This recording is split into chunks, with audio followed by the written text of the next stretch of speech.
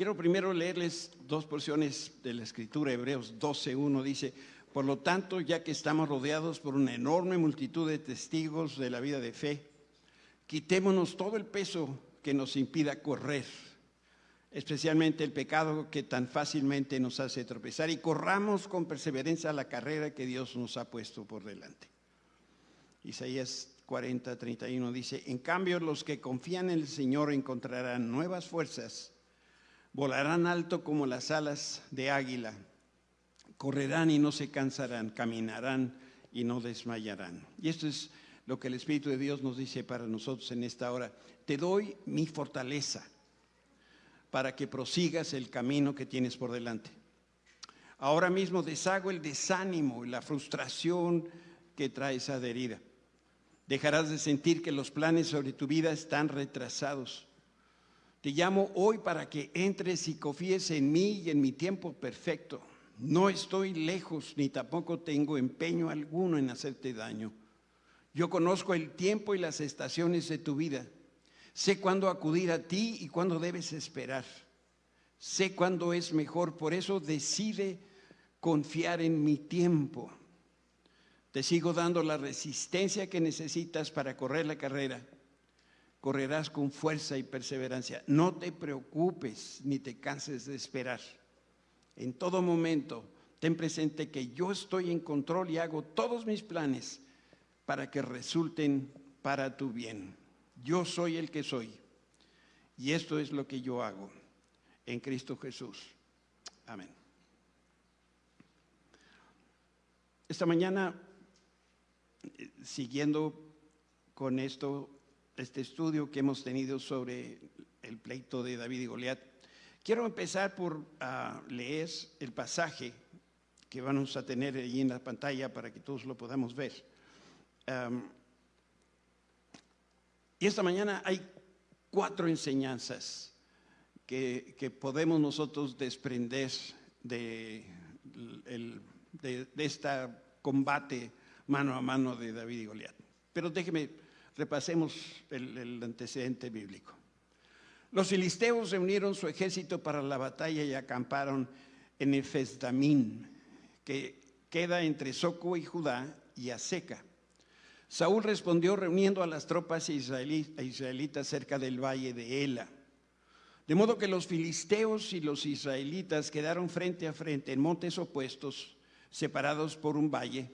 Y luego Goliat, y un campeón o un paladín filisteo de Gat, salió de entre las filas de los filisteos para enfrentarse a las fuerzas de Israel, y medía casi 3 metros de altura. Llevaba un casco de bronce, y su cota de malla hecha de bronce pesaba 57 kilos. Y también tenía puestos protectores de bronce en las piernas, y llevaba una jabalina de bronce sobre el hombro. El asta de su lanza era tan pesada y gruesa como un rodillo de telar, con una punta de hierro que pesaba casi 7 kilos. Su escudero iba delante de él, y entonces Goliat se detuvo y dio voces, gritó mofándose de los israelitas: ¿por qué salen todos ustedes a pelear? Yo soy el campeón filisteo, pero ustedes no son más que siervos de Saúl. Elijan un hombre para que venga aquí a pelear conmigo. Si me mata, entonces seremos esclavos, pero si yo lo mato a él, ustedes serán nuestros esclavos. Hoy desafío a los ejércitos de Israel: envíeme un hombre que me enfrente. Y cuando Saúl y los israelitas lo escucharon, quedaron aterrados, profundamente perturbados. Y ahora bien, David era hijo de un hombre llamado Isaí, un efrateo de Belén, en la tierra de Judá. Y en ese tiempo Isaí, el papá, era anciano y tenía 8 hijos.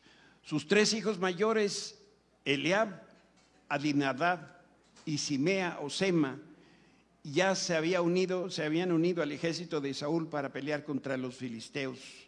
David era el menor de los hijos.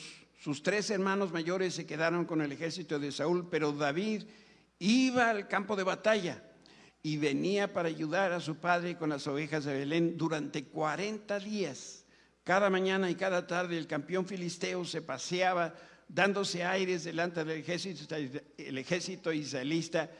Un día Isaí, el papá de David, le dijo: toma esta canasta de 22 litros, era un efa de grano tostado, y estos 10 panes, y llévaselos deprisa a sus hermanos, y dale estos 10 pedazos de queso a su capitán.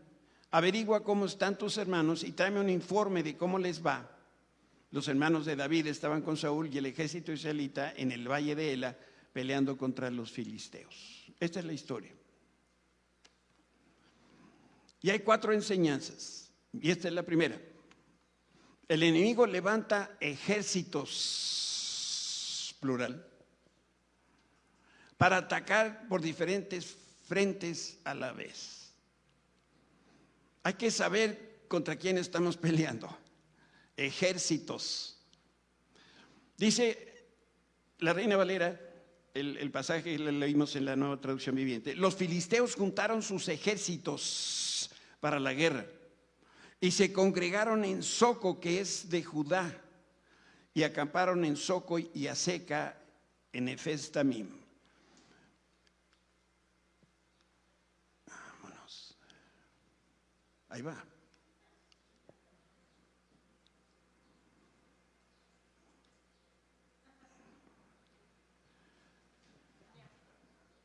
Ok, este es el mapa. Hay dos cosas que quiero llamar aquí su atención mientras me hacen favor de traer la otra chisme.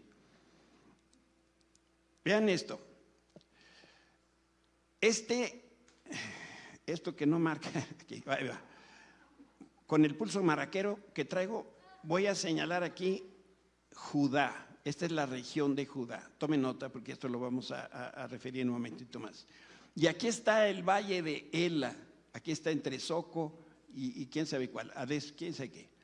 ¿Y dónde están los filisteos? Los filisteos siempre estuvieron en esta región que colinda con el mar hasta el día de hoy. No son filisteos los de hoy, pero son de otra tribu que no le permite al pueblo de Israel gozar de la libertad que tiene. Esta palabra filisteo significa rodar, ir de un lado a otro, cambiar de posición geográfica. Fíjense, curioso, filisteo significa también empanizar, no en pan, sino en polvo. Y esta figura habla de revolcar a las personas. Porque la estrategia de guerra de los filisteos era pelear contra sus enemigos en diferentes frentes a la vez, y mientras atacaban se iban moviendo de un lugar a otro. Y narran los historiadores que cuando avanzaba el ejército filisteo, devoraban, es decir, arrasaban a sus oponentes.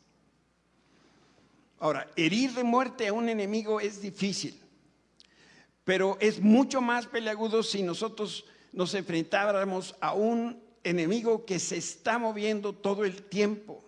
Un día aparece en un lado, al día siguiente aparece en el otro.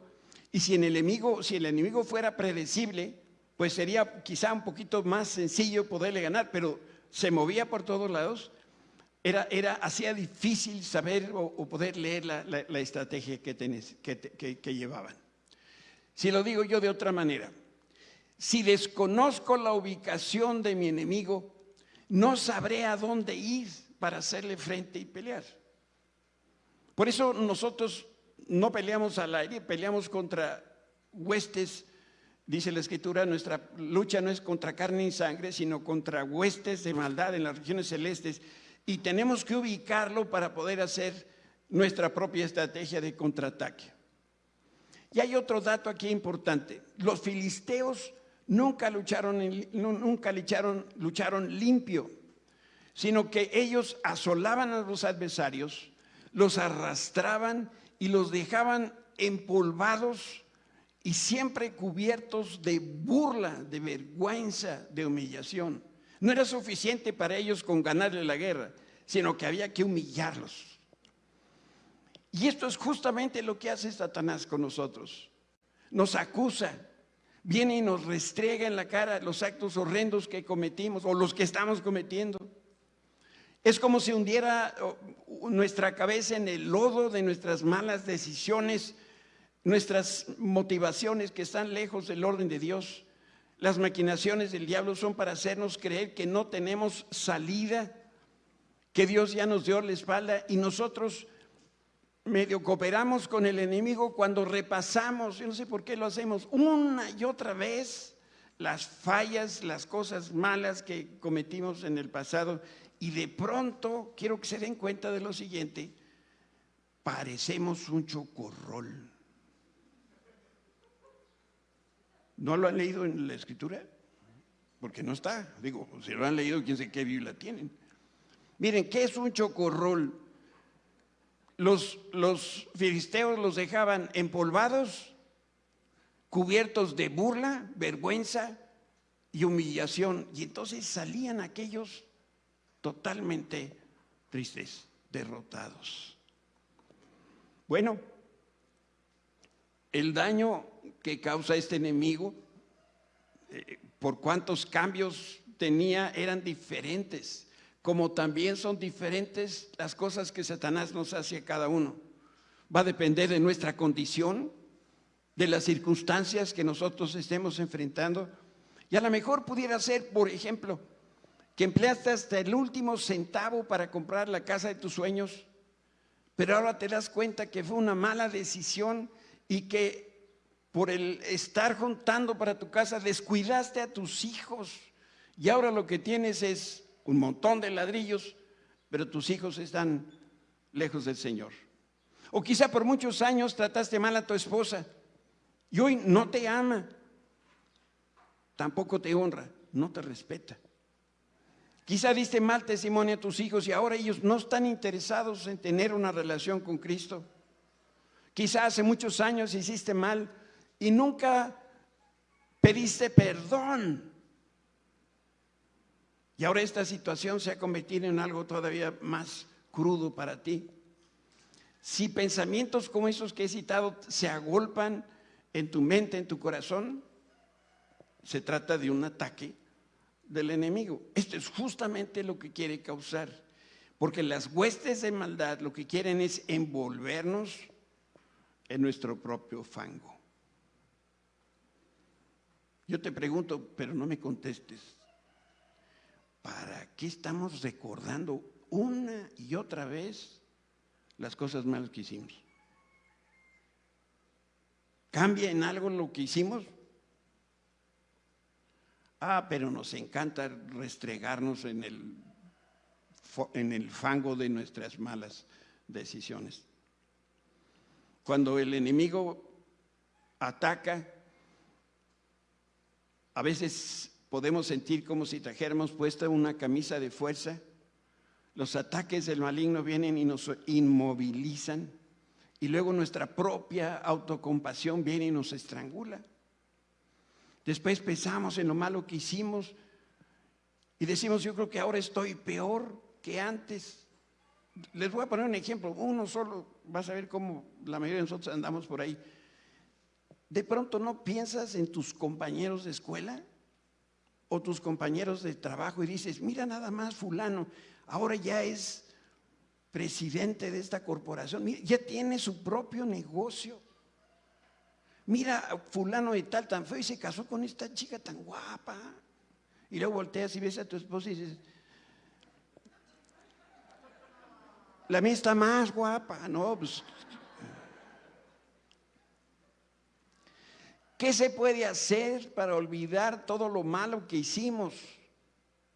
Bueno, te voy a dar posibles alternativas. Uno, puedes comer 15 gorditas de chicharrón prensado, una después de otra, y explotas de colitis. No te la recomiendo. Puedes tomar algún medicamento que te atarante y te haga dormir. Conozco varios de esos, que llegado a determinada hora del día, pasa su chocho y hasta mañana.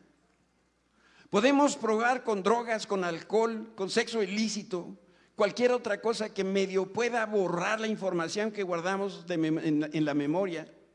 ¿Saben? Todas estas cosas horrorosas que luego hacemos, solamente las usamos como distractores, porque no queremos reconocer las veces que hemos fracasado y que no hemos buscado al Señor.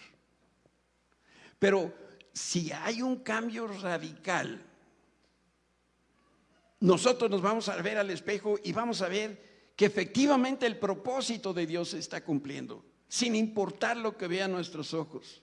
La batalla se puede volver de pronto más cansada, más penosa. Y ahí es donde nosotros tenemos que voltear los ojos. Déjame decirte cuáles son las palabras más tristes que yo he escuchado en estos años de pandemia. Y esas palabras son: no hay nada que yo pueda hacer. No puedo.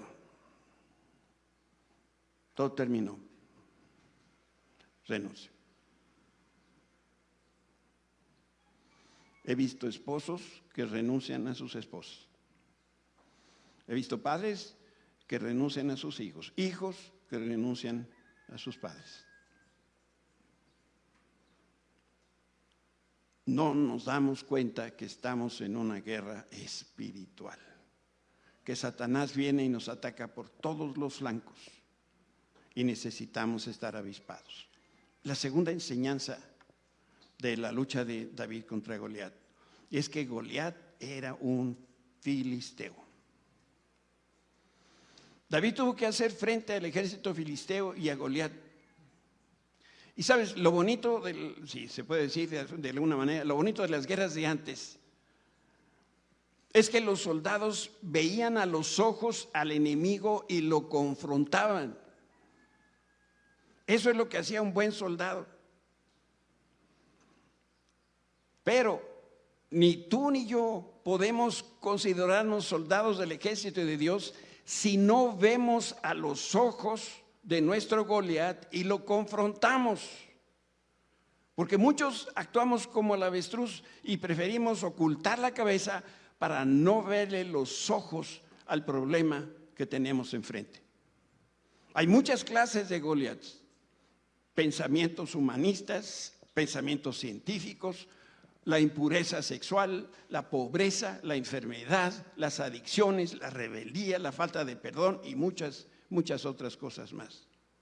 Por eso no importa qué características tenga tu Goliat o el mío, lo que importa es que nosotros estemos conscientes de esto. Miren, cada día que pasa sin vencer a nuestro gigante va a crecer de tamaño. Muchas veces estas cosas empiezan chiquito como un ratón, pero con cada victoria del enemigo se va convirtiendo tan grande como pudiera llegar a ser un dragón. ¿Saben? A veces me pasa, cosa que no me gusta, que alguna persona me platica su experiencia porque está buscando un consejo. Pastor, estoy viviendo esta situación tan terrible y no sé cuál, y me comparte de eso y bueno, yo le doy mi mejor consejo, oramos. Y saben, no soy de piedra, o sea, pues luego esas cosas se quedan aquí en el corazón. Y entonces me quedo con ¿dónde estará? ¿Cómo estará? Estoy orando al Señor por él. Y luego lo veo en Face que está en Puerto Vallarta. ¿Qué? Yo aquí preocupado, allá en la hamaca.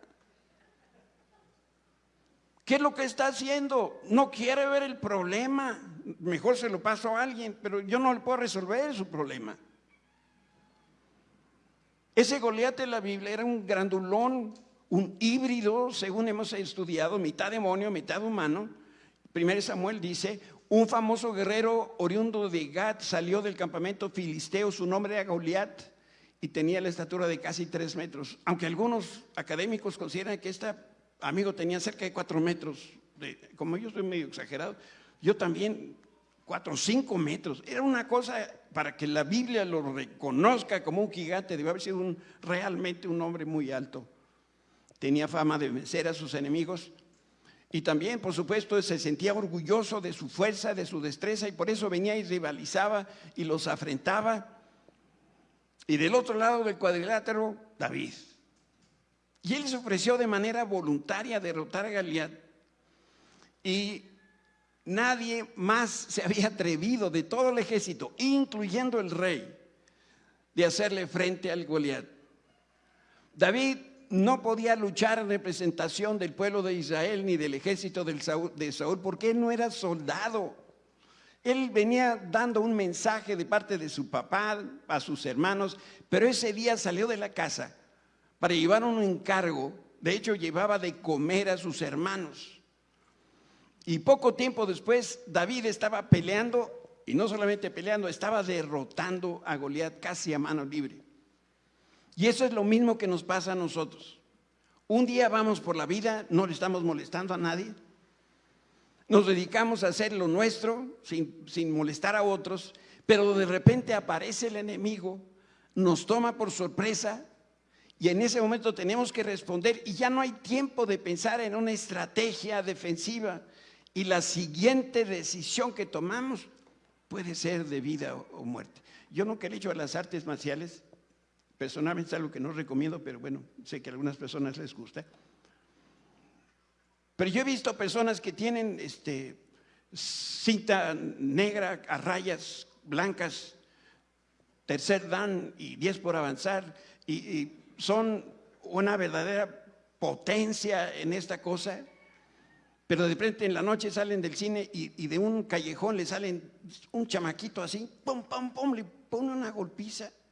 ¿Y qué pasó con toda la técnica y las catas? Y se mueven, no sé qué. Cuando sale de verdaderamente el problema es ahí donde sabemos si sí pasamos o no pasamos. No importa el color de tu cordón, de tu cinturón. Lo importante es realmente que en ese momento ya no hay tiempo y ahí es donde se vio que David era un hombre que tenía la respuesta oportuna. Dice la Escritura, tan pronto como las tropas israelíes lo vieron a Goliat, comenzaron a huir los otros espantados, pero no David. En lugar de correr para que el gigante no lo matara, David se sintió impulsado a pelear. Su perspectiva era muy diferente a los de los soldados. Los soldados del rey Saúl se sentían abrumados por el peligro, no salían. De 40 días estuvieron encerrados. Y seguramente entre ellos hablaban, híjole, la crisis militar que estamos viviendo. Se daban cuenta que había muchas carencias en el momento que estaban ellos viviendo y todo el día, de noche y de día, repetían la misma cancioncita de derrota. Otra vez viene Goliat en la mañana y en la tarde y les golpeaba con la misma grosería. Tráiganme un nombre. Yo no sé, yo sé que aquí hay varones, pero ¿no sentirías tú así como cositas y de pronto un señor se aparece en tu casa y te toca en la mañana, en la tarde y dice, ¿habrá aquí un hombre que venga y pelee conmigo? Y tú sales y dices, no está, venga mañana. Así estaba el ejército de Saúl. Saúl, un pastorcito, un día se levantó temprano en la mañana y miren cómo lo dice la Escritura, y esta es otra traducción muy interesante. Dice que David hablaba con los hombres a su alrededor y les preguntó, ¿qué ganará el hombre que mate a ese filisteo y se deshaga de esta fea mancha en el honor de Israel? ¿Quién se cree que es este filisteo pagano e incircunciso que se burla de los ejércitos del Dios vivo? En ese momento todos en Israel se dieron cuenta que David era bien diferente. Él no se dejaba achicar por las amenazas del enemigo. Los filisteos revolcaban a sus opositores, pero David no dejó que eso lo cubriera a él de terror ni de intimidación. No se sentía derrotado. Él tenía la convicción de que iba a ganar. ¿Por qué? Porque los Davides no se dejan asustar por los Goliates. Cuando ven un gigante, su espíritu de pasión se enciende y los impulsa a pelear, no a esconderse. Después toman ahí su lugar en el campo de guerra y confrontan al enemigo y lo derrotan. Si tú huyes de tu enemigo, si no tomas las decisiones correctas en el momento correcto, lo que estás haciendo es desviarte, no afrontar y no resolver los problemas. Sabes, tú y yo somos muy afortunados porque somos parte de una generación de hombres y mujeres santificados por el Espíritu Santo. Y nosotros hacemos lo mismo que David. enfrentamos a nuestros gigantes filisteos sin importar que venga y nos ataque por todos los flancos, porque dice la Escritura que mayor es el que está en nosotros, que es el Espíritu Santo, que el que está en el mundo, que es Satanás. Y en vez de estar rumiando los problemas que nos aquejan, se los traemos al Señor. Y el Señor pelea por nosotros, a través de nosotros, y nos da la victoria. No tenemos por qué deprimirnos, ni por qué revolcarnos en el polvo de la autocompasión.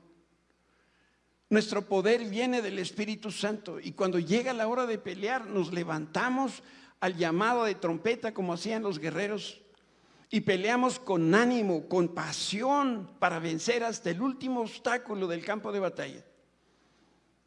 Ese día que David peleó contra Goliat era como cualquier otro día para David. Él despertó, salió de su cama, el papá le hizo un encargo, David obedeció.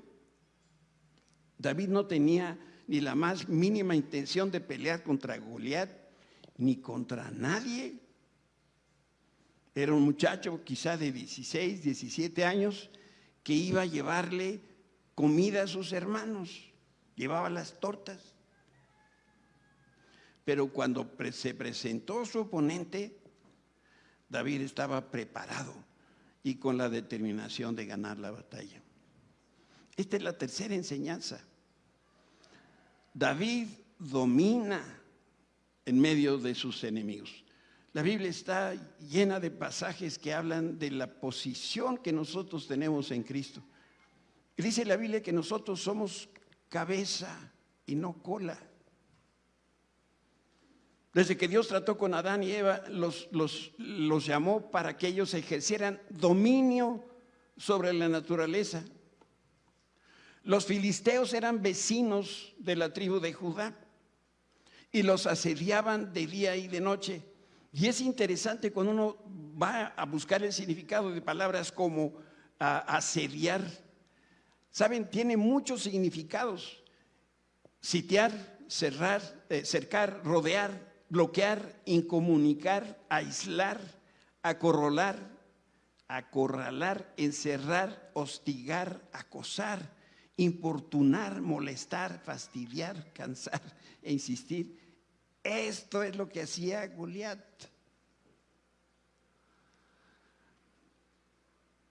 Y esto es lo que hace Satanás. Antes de venir y robar, matar y destruir, nos asedia. Entonces, la estrategia del maligno y la estrategia de sus huestes es esta: ocupar una posición central dentro de mí, dentro de ti, y después invitar a invadir nuestra mente, nuestras emociones, y empezamos a cambiar las verdades por las mentiras que viene Satanás a decirnos. Y entre más tiempo nosotros dejemos al enemigo que se aferre a nosotros, que nos asedie, ese territorio interior se va a convertir de un lugar de paz en un lugar de temor, y nuestros gigantes pudieran paralizarnos. Pero no tiene que ser de esa manera. Déjame decirte algo importantísimo acerca de los filisteos. Los filisteos se fueron acercando hasta llegar al corazón, hasta llegar al centro de Judá. Y allí se encontraron con el ejército del Señor. Judá en hebreo significa adoración. Judá es una de las 12 tribus de Israel, uno de los 12 hijos de Jacob. Y a través de la adoración a Dios, tú y yo podemos dominar a nuestros enemigos utilizando la alabanza y la adoración a Dios. Esta es la verdadera guerra espiritual. Alabar y adorar a Dios en medio de la lucha es una tarea casi imposible si nosotros la queremos hacer con nuestras propias fuerzas.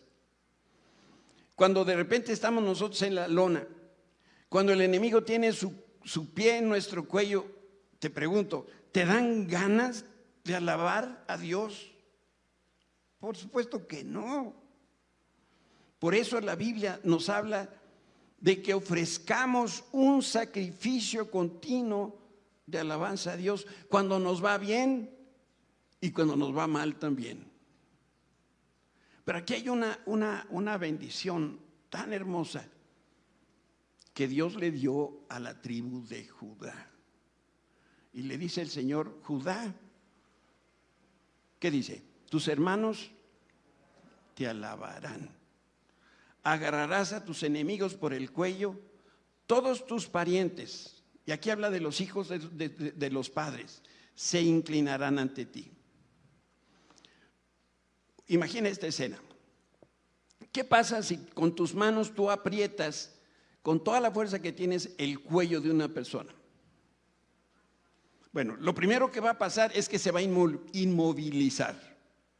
Y lo segundo, se va a asfixiar. Entonces, si dominas la técnica del estrangulamiento, vas a poder paralizar a la persona sin mayor problema. ¿Por qué? ¿Por qué sucede esto? ¿Y por qué estoy hablando de Judá en este sentido? Porque la cabeza es el centro del comando del cuerpo. Por eso, si lo tenemos del pescuezo, la persona se paraliza. ¿Qué era lo que quería hacer el ejército filisteo? Agarrarlos de la cabeza. Por eso los lleva a Judá.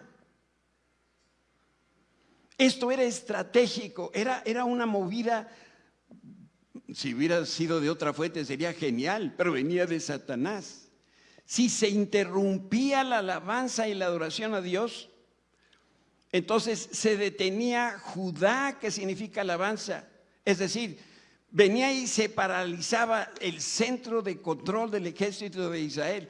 Si el pueblo de Israel dejaba de alabar al Señor, ¿qué pasaba? ¿Qué pasaba? Perdía la guerra. Vemos nosotros aquí el aspecto espiritual en nuestra propia vida. El interés de Goliat era echar fuera a Judá, porque ahí se centraba la alabanza. ¿Qué le sucede a una persona que alaba a Dios? Bueno, la persona que no alaba al Señor va a encontrarse con serias dificultades. Ahora, ¿con qué? Con carácter de urgente nosotros tenemos que estar echando fuera de nuestra vida a Goliat. Goliat no debe habitar Judá, y de lo contrario nuestra alabanza se va a detener. Por eso, una persona que no alaba a Dios no tiene comunión con el Padre y en consecuencia viene la derrota. ¿Quién iba a pensar que detrás de la historia de David y Goliat estaba la estrategia para poder derrotar a nuestros enemigos?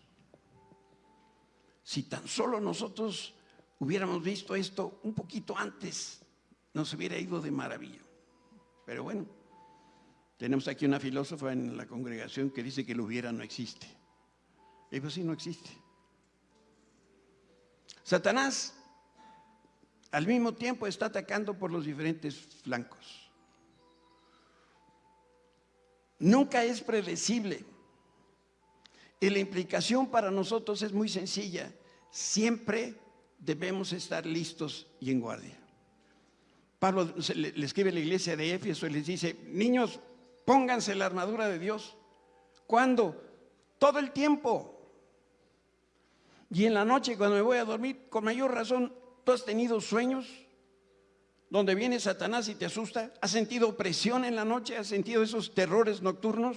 Pues son ataques de Satanás. Necesitamos traer puesta nuestra armadura. Satanás instruyó a los filisteos a envolver a sus oponentes con acusaciones, con recuerdos de derrotas. Cosa que Satanás ha hecho contigo y conmigo. Nos ha hablado al oído y nos dice todas las cosas que hemos hecho mal. Lo que quiere es desalentarnos. ¿Para qué? Para que tiremos la toalla. Les decía esas 4 palabras horrendas. Y la última es, renuncio, me retiro, tiro la toalla. Yo no puedo, pues, háganle como puedan. Si tú quieres vivir en victoria, 3 palabras tienes que borrar de tu vocabulario.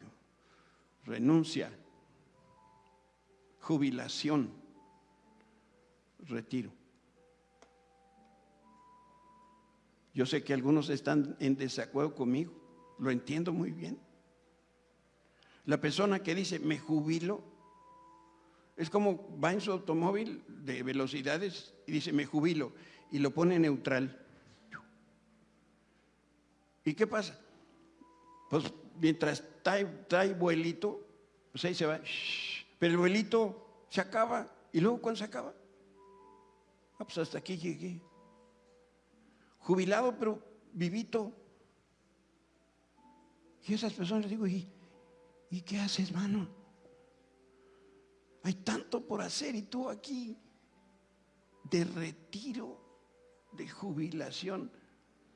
La persona que me encuentre, un personaje de la Biblia que haya sido jubilado, que haya sido retirado, me dice, me muestra el pasaje y yo lo invito a cenar a donde quiera.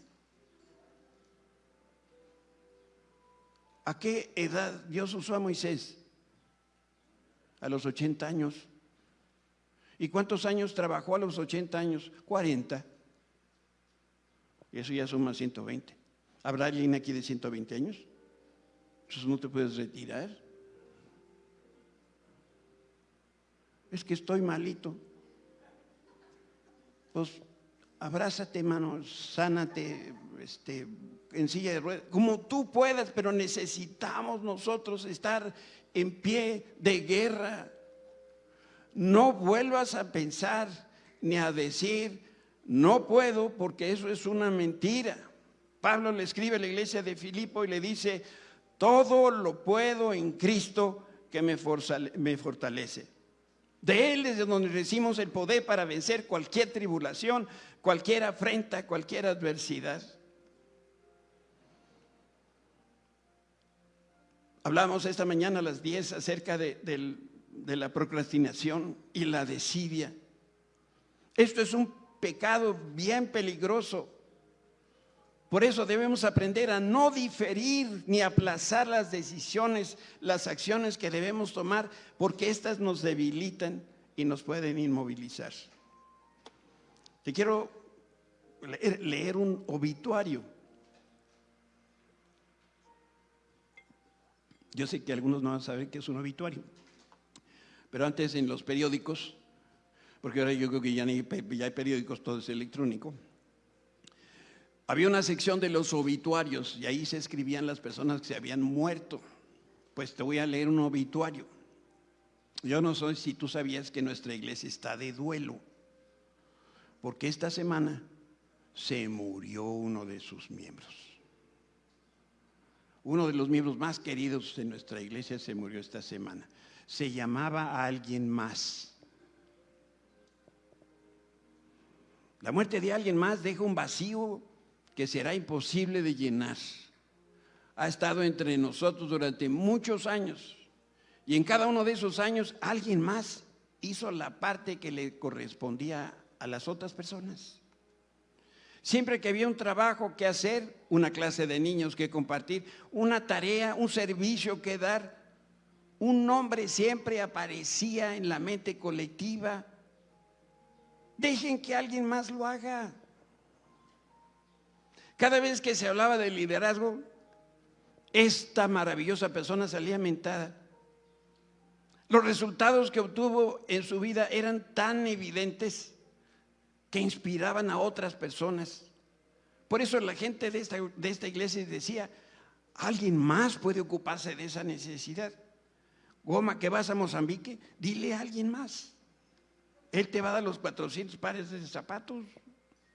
No te apures, alguien más va a estar en las actividades del domingo o en las de semana. Todos en la congregación sabían que alguien más era uno de los donadores más generosos y siempre se podía contar con él. Cada vez que había una necesidad económica en Oasis, todos asumían que alguien más ofrendaría y cubriría lo que hacía falta. Alguien más era una persona maravillosa. A veces parecía como superhumano. Y por eso todo el mundo esperaba mucho de alguien más. Y ahora que alguien más se nos ha ido para siempre, nos preguntamos, ¿qué vamos a hacer? Alguien más dejó un ejemplo digno de imitar. ¿Quién seguirá sus pisadas? ¿Quién va a hacer las cosas que alguien más hacía? Cuando se te acerque el pastor a pedir tu ayuda, recuerda que ya no podemos depender de alguien más, porque se nos fue para siempre. Y al final, yo te quiero decir que no esperes que alguien más pelee y venza a tus gigantes. De hoy en adelante, como ya no está alguien más aquí, te toca a ti.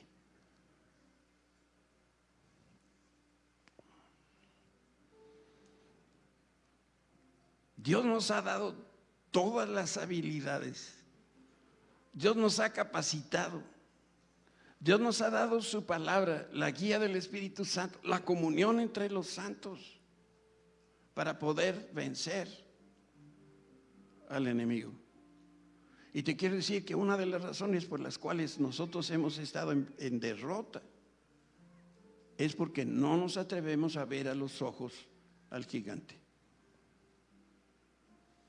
Se ve tan feo, está tan grande, ha hecho tantos destrozos que mejor no veo.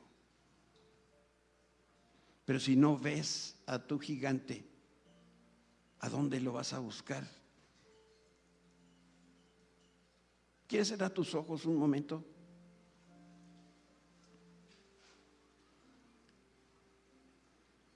Nosotros podemos, con la autoridad que nos ha dado Cristo, echar fuera de nuestra vida cualquier intento de Satanás por hacernos caer y ser derrotados. Pero esa guerra espiritual a ti te corresponde hacerla. Tú eres el que tienes que ser la persona que se levanta y tiene que lidiar con sus adversidades, con sus problemas, con sus retos. Y no vas solo porque el Señor va contigo. Jesús le decía a sus discípulos, en el mundo van a tener aflicciones, pero no se apuren, yo voy con ustedes, no teman, yo estoy con ustedes. Pero nosotros tenemos que tomar esa determinación este día. Padre, tú ves nuestros corazones. Tú ves, Señor, cómo hemos estado atemorizados durante tanto tiempo.